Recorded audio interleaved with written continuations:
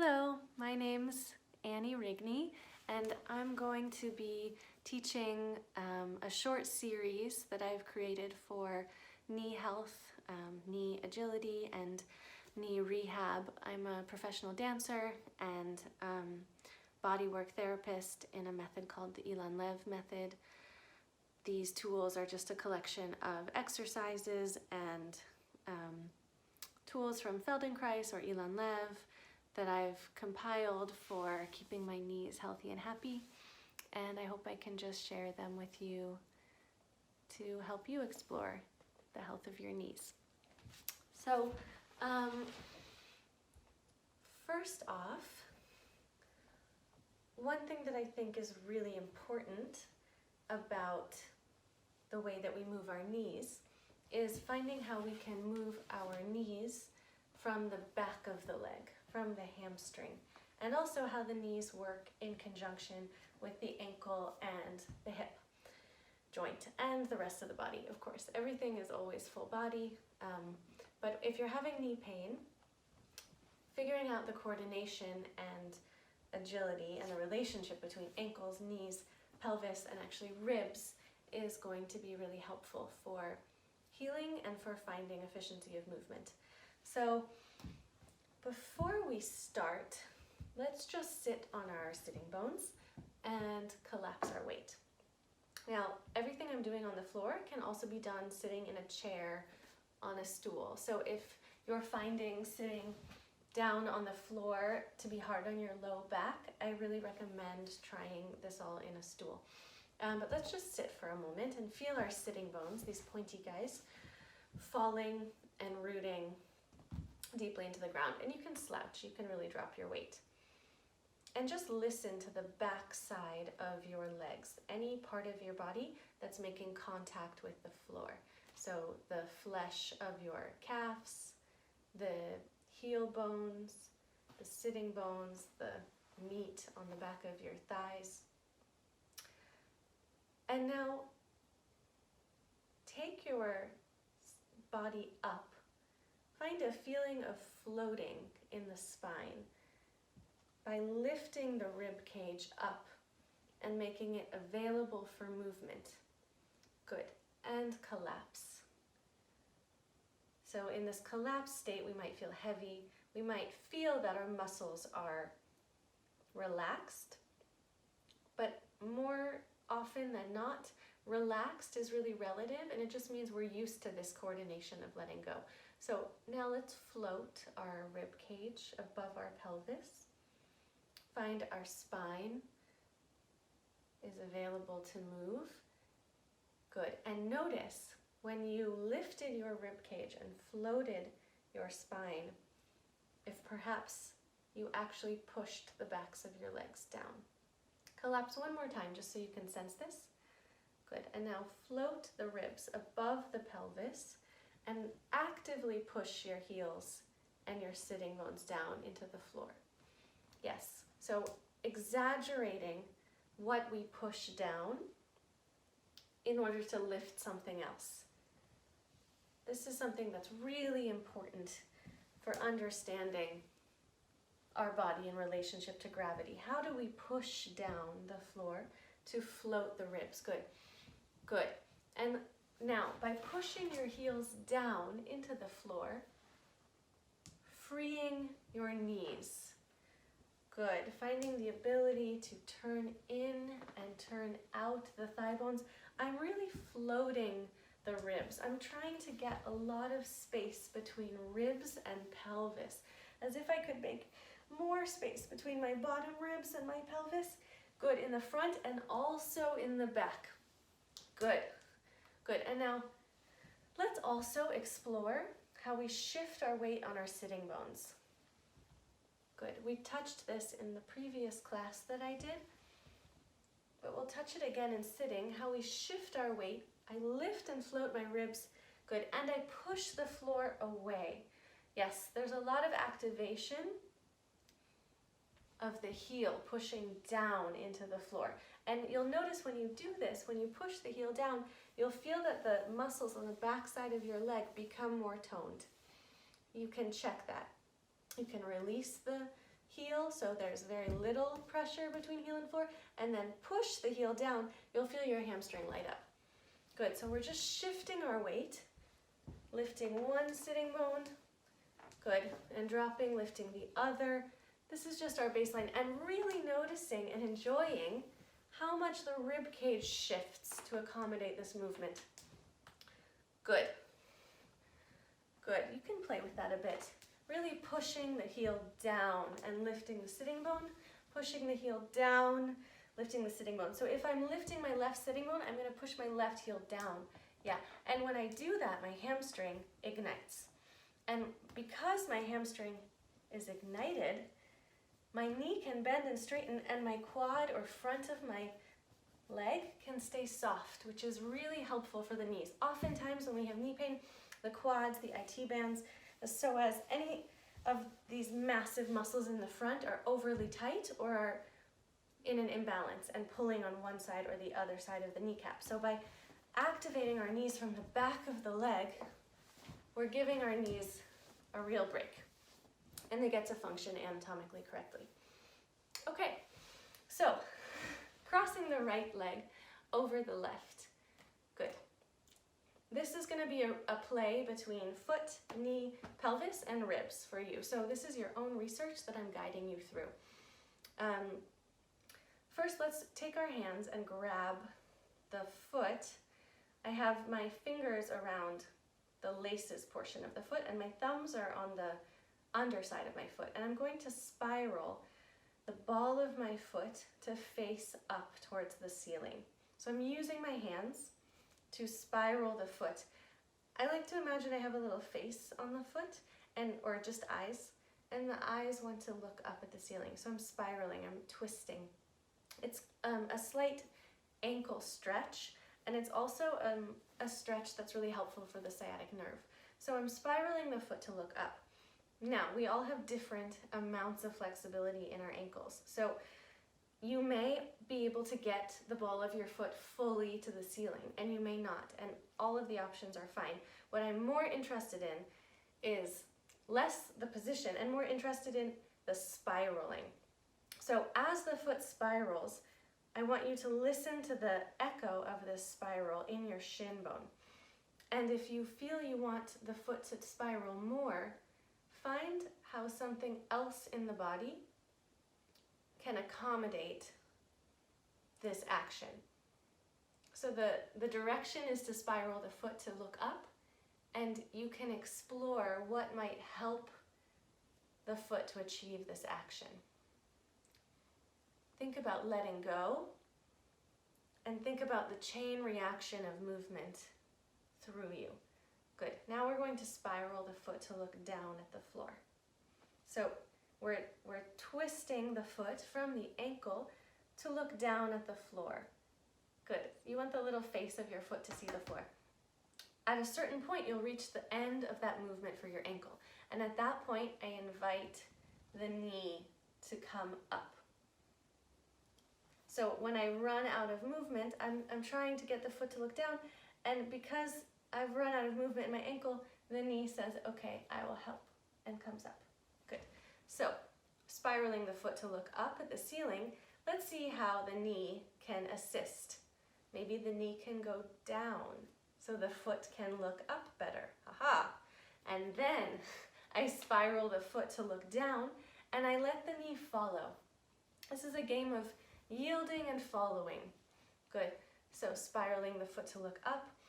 You'll notice that because I want the foot to fully look up, I'm actually shifting my weight on my sitting bones. So when I had my weight before distributed in both sitting bones, now I've allowed the knee to tip, and I'm shifting my weight, and the rib cage moves. So it's a full body coordination. The leader is the ball of the foot, and the rest of the body accommodates. I'm also going to take my face, my regular face, not my foot face, to look in the same direction as my foot. So as my foot looks up at the ceiling, I'm going to take my face up to the ceiling, and I'm going to shift my weight. Good. And then as my foot looks down, I'm going to take my face down, which is also going to help the knee come up. Good. Whoop, rocking, and whoop, rocking. And whoop, it's lots of spirals in the body. Good. You can feel the spiral in your spine. Also, this twist that's happening. A twist in the foot, a twist in the spine, twist in the face. And down. Good. The foot is the leader. The rest of the body is accommodating, is agreeing. And whoop. And I start to add my hands. So I'm just leaning. I'm just shifting and leaning. And I'm starting to enjoy whoop, the shifting of my ribs as well. The freedom of your knee and the health of your knee has a lot to do with the freedom and the mobility of your ribs. So as I shift my weight, I can start to allow my rib cage to shift off of my axis, which is also going to take my sitting bones. Yes, good. Whoop. And the foot, the ankle and the knee starts to feel a bit like a seesaw. Whoop. One side goes down, one side goes up. One side goes down, one side goes up, other side goes down, other side goes up. Yes, good. The next time that my foot is across my body, I'm going to put the ball of my foot down on the floor. Just the ball, the pads of the foot. I'm not putting the heel down yet. When I put the heel down, it can become quite easy to go into my habit of grabbing my quads and my hip flexors. So I keep the heel lifted slightly, just like a bad releve. And I'm going to push the ball of my foot into the floor very powerfully. And I'm doing this so that I can feel the back of my leg, my hamstring, lighting up. I also feel that I could push myself away from the floor. That's how active the connection with the ball of my foot is to the floor. So I have the ability to push and to pull. Yes. And what's amazing about this is the hamstring is fully engaged, but I feel I can really soften the front side of my hip crease. Yes. Good. And also just noticing as you push the floor, how does that echo into the pelvis and the rib cage? When I push the floor with my foot, something happens in my rib cage. My rib cage changes shape. The connection between the pushing of the floor, the igniting of the hamstring and the rib cage, or the distance of the knee from the ribs changing. Good, so I'm finding that active connection. Good, and I'm gonna keep rocking. And each time I put my foot down on the floor, I'm gonna actively feel that connection. Keep rocking. I also feel a little bit like there's a suction cup in the ball of my foot, and when it meets the floor, it really suctions to the floor. Good, I'm enjoying how my sitting bone can travel with the knee. Good, and we can start to also explore what it would feel like to put weight on this crossed leg. How can I shift my weight? Try it once slowly, fully over the foot so that I could bring my weight up. Can do it with the heel down this time. Shifting. I feel that I need to take my head very far and then hamstring, glutes, all of that nice support. The knee is firing from the back of the leg. Good. And now, just so we get the rib cage really involved, I like to add this modern dance swipe. And I'm really enjoying the sequential movement. So, foot, knee, sitting bone, ribs, hand, and then I reverse. So as the pelvis drags back, I resist in the arm. I peel away. Good, good. We could maybe have both arms sequentially swiping. Good, good. And once you're comfortable with this, really enjoy how the pelvis rocks back and the hand resists. So I'm really opening the rib cage. Good, and then the foot attaches, swiping across. Pelvis goes down, hands resist. It's a really nice opening of this space here. Good, and now I can dive my head straight down towards my heel. I feel that I'm jumping off of a diving board And I want to go straight down. So I don't want to take a long arc. I want to drop my head. And as I drop my head, my pelvis will fly up.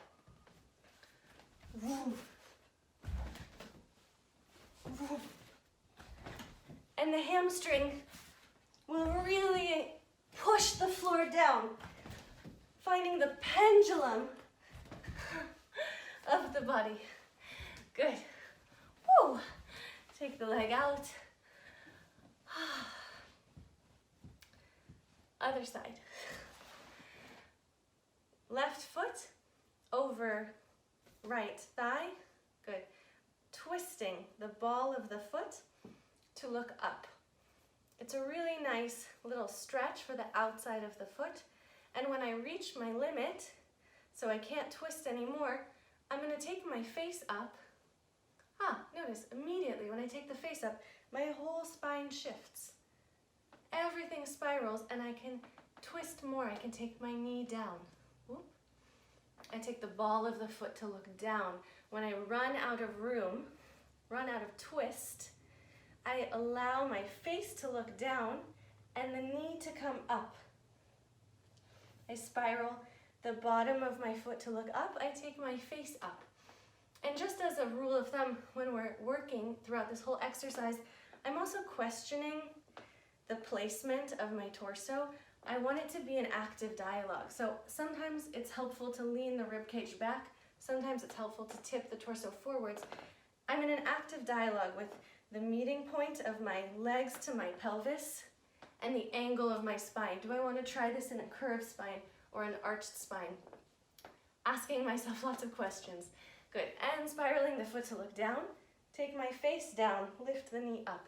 So I really feel this seesaw, that the knee goes down, foot goes up, foot goes down, knee goes up. Good. And the freedom of the sitting bones, how I can allow the sitting bone to come with the knee. Whoop. How I can let one sitting bone peel off the floor. Yeah, good. If we're really leaned on this arm, you have the ability to also turn in and turn out your right leg, your supporting leg. You can push the heel into the floor. What is this dialogue between the two sitting bones and the two heels? Good. Spiraling to look down. Take the face down. Spiraling to look up. The ball of the foot up. Face up. Tip your weight. Tip your sitting bones. Good. Spiraling the foot to look down. Take your face down.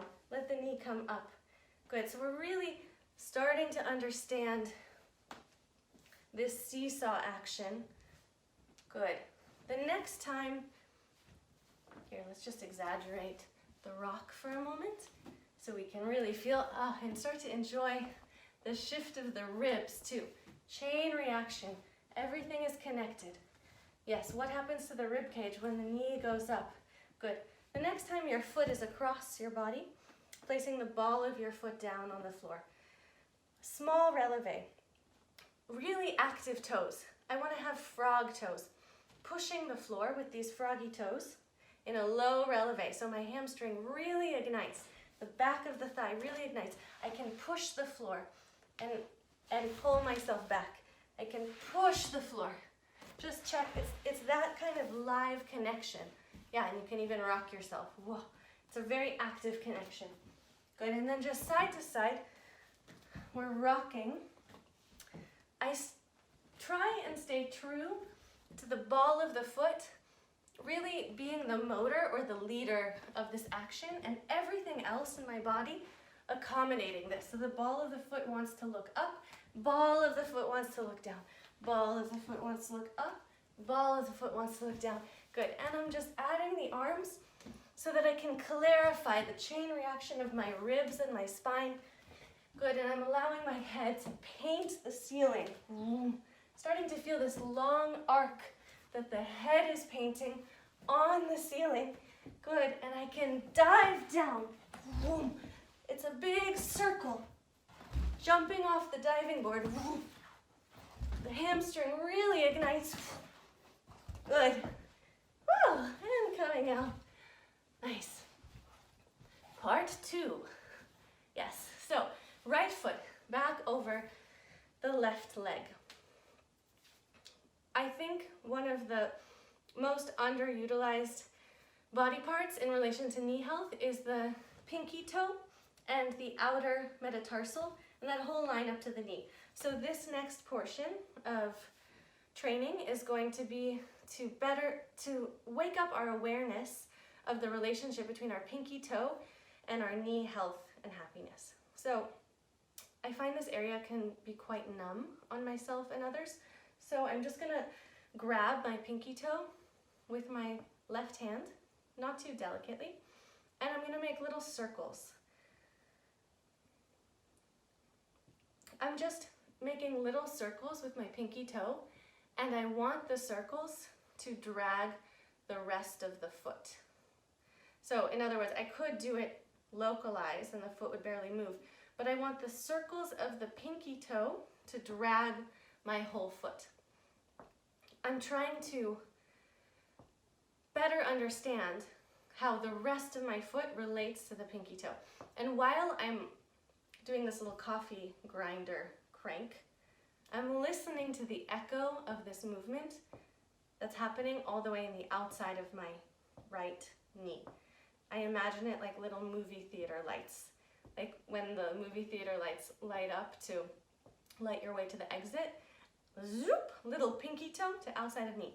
And you'll notice here, because we want to be questioning the carriage of our rib cage or the distance of our rib cage from our knee, that if I lean forwards, the knee hardly moves.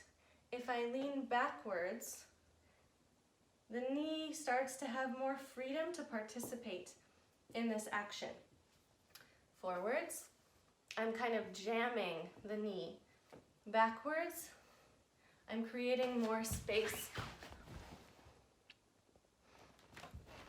Backwards, I'm creating more space. So I want to lean back slightly, my rib cage back slightly, so that this action that's happening in the foot starts to echo into the knee. I take my right hand and I put it on the outside of my knee, and now I'm just playing these spirals. Woo! I feel a bit like I have a baton, you know, in the circus. That my shin bone is a baton. Good. And now I've abandoned the pinky toe. I'm just holding the foot and I'm playing the foot and the knee. Good. I'm really interested in the sliding of the shoulder blades on the ribs here. And to me, this action can feel a bit like kayaking. So, yeah, enjoying this kayaking feeling. Good. Exaggerating it. Let your collarbones be involved. Let your sitting bone be involved. Good. Try and soften your chest. Whoa. Fold your chest to allow the knee to come up. Good. How do you push one side of the knee down? Yes, really kayaking or swimming. This kind of cross-lateral movement. Good. And now I'm going to stand my right hand in my... no. I'm going to stand my right foot in my right hand. Yes, good. And I'm just playing the distance of my heel from my pubic bone. Feel the rope of your legs, the connection of both legs to each other. Good. And the pressure between your foot and your hand. Notice that you control the dial on this pressure. You can feel a lot of force and a lot of tension, or you can slacken your rope. Good, we can lean on the left hand. The distance of your heel from your pubic bone is your grand plie, or your plie. Yeah, when the heel is really close to the pubic bone, you're in a grand plie. When the heel is a bit farther, demi-plie, a bit farther, straight. Good. And research what happens when you're standing, your foot in your hand, behind your body. How can you push into your hand when the foot is behind you? And you'll feel the hamstring, the whole posterior chain light up. Feel a bit like I'm trying to bike with one leg. Whoop. Good. I allow my shoulder blade to move, my ribs to move, really yielding in the ribs. As much as I want freedom for the knee, I must yield and soften in my rib cage, feeling this compression or accordion quality in my rib cage. Good, and the freedom of the sitting bone to travel with the foot. Good. And now taking the foot out in front of us, sitting on both sitting bones, we're just going to bring some touch and sensory feedback to the outside of that right blade of the foot. This place that's often numb, and this place that's often kind of rolling or pronating out into the floor. So I'm really just palpating it or touching it and bringing a force from the underside of my foot with my fingertips. Good. Also, if this is too much of a stretch and you need to bend the other leg, you totally can do that. I really want the foot to be passive, sort of manipulating it as if it's a flipper. And I'm just bringing force and information to that outer bone all the way down to the heel. Once I have that blade of the foot responding to pressure the way I want it to, it's better to have both legs out if you can. Good. I'm just gonna straighten my elbow and lean my weight backwards. So I've created a little circuit, right? I want to lean backwards, but because I've attached my hand to my foot, I'm stuck. Yeah, good. Now, I'm going to press my right heel down into the floor, as if I'm trying to smush something that's under my heel. If you have hyperextended knees, same information still applies. You're going to press the heel down, and as I press my heel down, my right knee will bend. The pressure between my heel and the floor will cause my right knee to pop up. This action of the knee popping up will come from the hamstring, because I've activated the hamstring by pushing the heel down. Whoop! The sitting bone, the right sitting bone, may travel slightly forwards. That's totally okay. I'm keeping my arms straight, whoop, and I'm just pressing the heel down with the blade of the foot pulling back at the same time. Now, I'm going to reach my left hand behind me and pop the right heel. I'm going to reach my left hand so far back behind me, as if I'm trying to reach something, that so far back that I must drag my heel in close to my pelvis and stand on the foot with the heel really close to my pubic bone and my left arm reaching all the way up. So one more time. I've made this blade of my foot. I push the heel down into the floor. I reach behind me. I reach so far back that I drag my foot in. Good. And I'm standing on my foot. I'm reaching my left arm all the way up. The more I can reach my left arm up, the better I can stand on my right foot. I plant the right foot down, or I just plop it there, really. And it's really amazing feeling to me because my hip flexor and my psoas are not engaged. I just feel this suction or magnet of my foot down into the ground. My right sitting bone is still off the floor, and the left leg is free. One more time. Outer blade. Reaching back. Standing on the foot. Good, yeah. And I have my knee inside my arm. It's really easy to be here. That's an option. But inside the arm is a bit more relevant. I can stand on that hand better with my foot. Good. And I plop the foot down. The direction is such that I could potentially one day stand up on this foot. Yeah, but don't try right now. Good. And then planting my hands behind me, I'm just rocking the pelvis forwards. Big psoas, quad, hip opener stretch. Take the head back. Subtle rocking. I can tip my pelvis a bit, open the throat. Good. Sitting my butt down on my heel bone, reversing, rolling back to where I started, chin over knee. I'm in a little ball. and out. A few more times just so that it becomes one movement. I feel a bit like I'm throwing something and dragging my heel in. Whoop. Just want to make this feel like a sequential movement, how the force enters through the foot, pushes the leg, and the arm throws. And then rocking forwards, opening the front, sitting on the heel, rolling over, chin over knee. Good. Just feel the difference for a second. Ooh. Wiggle your right toes, right leg, wiggle the left. Good. And now we'll catch the left side up. Left leg over right, grabbing the pinky toe. You can really grab it, especially just because grabbing it and bringing sensory information into it is immediately waking up something in our brain. Like, oh, right, I remember the pinky toe. I've been neglecting you. So I'm sort of trying to make that connection quicker and more alive, more available to me. And making little circles with the pinky toe, dragging the rest of the foot. My foot is passive. I'm not activating the foot, but I'm moving my pinky toe forcefully enough that it drags the rest of the bones of the foot. Good.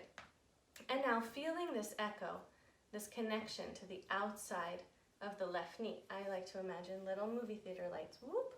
Good. And that echo, you'll notice, goes all the way to the hip as well.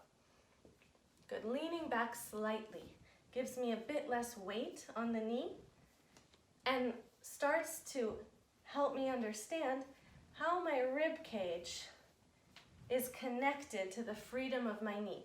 How the yielding or the giving in of my rib cage brings freedom and lightness to my knee joint. Good. Start to turn this action into a little figure eight. It can be playful. Incorporate your ears. Feeling of kayaking. The spiraling of the shin bone, the relationship of the foot and the knee. Good. Whoop. Explore. Tipping your weight forwards, tipping your weight backwards. Good. The yielding or softening of the chest. See how the softening of your chest connects to the ability to bring your knee up. Can you collapse your heart space down and bring the knee up? Yeah, folding. Good. And then standing the left foot in the left hand. Good. Feeling this loop. This is really what babies do. Good. I'm really interested in the distance of my heel from my pubic bone and how that relates to the bending and straightening of my knee. Good. And what kind of tension or what kind of tone do I want in this loop that I've made? Can I imagine that I have no tone, no tension in these threads, and play with the distance of my heel from my pubic bone? Or can I bring a lot of tone, a lot of tension or muscularity? Good. Pedaling through. Feel like I'm on a one-wheeled bike. Good. Let the shoulder blade come along for the ride. Good. Try what happens when you stand on your hand behind you. How you can light up the hamstring, activate all of the flesh behind you, your posterior chain. Ooh. Good. When you're standing on your hand behind you and actively pushing your foot into your hand, what happens if you sink your chest? Yes, what happens if you puff out your chest? Is there a connection between the way you carry your chest and the amount of power or effort or tension in your hamstring? I feel like I can pump my hamstring from my chest. Good. Ooh, taking the leg out. Good, and just bringing some touch, some sensory feedback to the outer blade, the pinky toe side of the foot, I want my foot to be passive. I'm kind of mimicking what the floor does when we walk, right? When we walk, our foot meets the floor and a force enters through the floor and travels up our leg. So here, this force is being created with my hand. I'm just bringing movement through the hand, and I'm letting the foot be passively moved. I want the pinky toe to soften and be moved up towards the outside of the knee. So I'm letting the foot wing. I'm shortening the distance from outside of the foot to outside of the knee. Good, and you'll notice if you lean back now and straighten the elbow, your IT band is soft. This big IT band guy that's always overly active and tight should now feel soft. And partially that's happening because I've shortened the distance of the outside of the heel to the top of the hip. I've brought the ends closer together. And then that muscle can let go, can take a break. So now I have my little loop made. I push the heel down into the floor to pop the knee. I push the left heel down. It feels a bit like I'm almost rolling the heel and pushing down. And the hamstring will engage and the knee will pop. The knee will bend. Whoop. Sitting bone might travel forward slightly. Whoop. Now I reach behind me with my right hand. I twist. I reach so far that I come all the way up to standing on my left hand. Good. And I feel like I'm sandwiched between the reaching up of my right hand, the standing down of my left foot, the pushing forwards of my ribs, and the pulling backwards of my shin. Good. And I put the foot down really close to my pubic bone. Right leg is soft. Again, find the blade of your foot, push the heel down, twist, pull your arm up, stand on your hand. Good. The leg is turned in, the knee is inside of my arm. I put the foot down, whoop, good. And it's the direction or the kind of coordination where I could stand. Good, I'm gonna rock forwards, roll my pelvis, open the front of my hips, take my head back, and breathe. Big hip flexor, quad opener. Sitting my pelvis down on the heel, reverse my steps. Roll over your knee. Chin over the knee like a little ball, and out. And out one more time, whoop. Just to find that coordination. Feels to me like I'm throwing something. Whoop. Make it make sense for you. Sequential movement. Chain reaction. And rocking forwards. Stretch. Sitting on the heel. Rolling over. Good. And just so we sort of integrate what we just learned, you can do this action to yourself a couple times, getting the heels close to your pubic bone, and you can find yourself in a little squat. Good.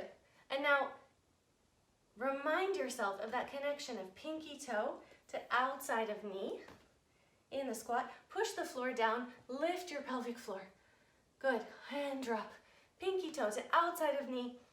Push your feet down, lift your pelvic floor. Come up to standing. Good.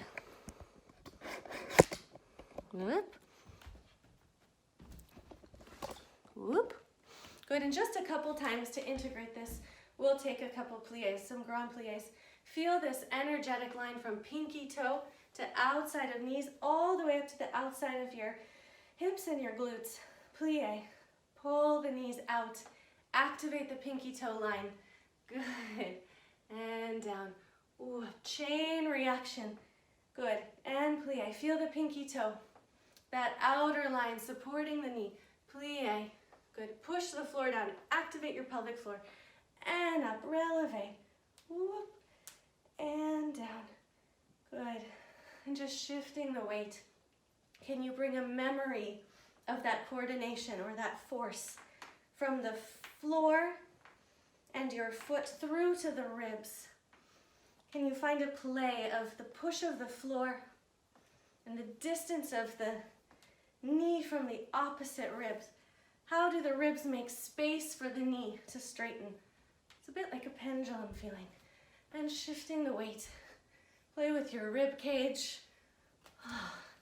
Bend and straighten your knees.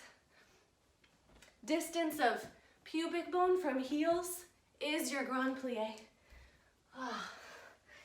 Good. All right, and that's the first part of the little knee rehab series. I hope that was helpful. If you have any questions, feel free to write me. Again, my name's Annie Rigney. You can find me on Instagram at Annie Rigney or on Movement for Hope. See you all again soon.